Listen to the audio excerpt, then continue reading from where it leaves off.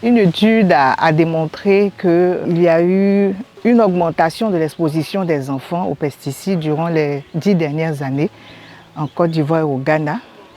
Et sur cette base-là, on a eu des résultats qui ont montré que les membres des groupements de services communautaires qui sont impliqués dans la pulvérisation étaient informés, mais qu'il y avait vraiment une différence entre ce qu'ils savaient et la mise en pratique justement des bonnes pratiques qui leur avaient été enseignées. Au niveau des membres des associations villageoises d'épargne et de crédit, qui sont majoritairement des FAP, elles n'avaient pas les informations. Alors la Fondation ICI a mis en place ce projet-là en ciblant ces deux groupes pour optimiser la protection des enfants. Et les formations des membres des AVEC ont des thématiques qui sont orientées sur l'encadrement et la protection des enfants, sur la connaissance des pesticides et aussi leur toxicité. Et donc pour elles, elles ont appris en plus où stocker les produits. Les membres des GSC sont aussi ciblés parce qu'à l'intérieur de ces groupes,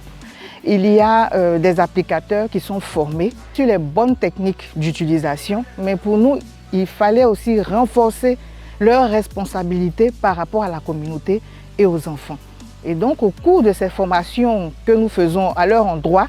nous reparlons de la toxicité, des notions de résidus, par exemple dans les emballages qui sont vides, pour les emmener à travailler et utiliser les pesticides uniquement au niveau des plantations et ne pas ramener les équipements de protection à la maison ou les faire laver par les femmes ou les enfants.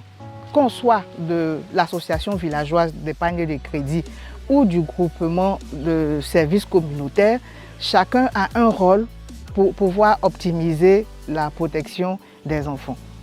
En plus d'apprendre les bonnes pratiques, nous avons équipé les membres des GSC en équipement de protection individuelle, en certains équipements pour le défrichage afin que de mieux en mieux chacun se retourne aux bonnes pratiques africaines avec la machette que d'utiliser tout le temps les herbicides. La bonne pratique avec l'équipement, ça va aboutir à la mise en pratique justement des orientations données au cours de cette formation.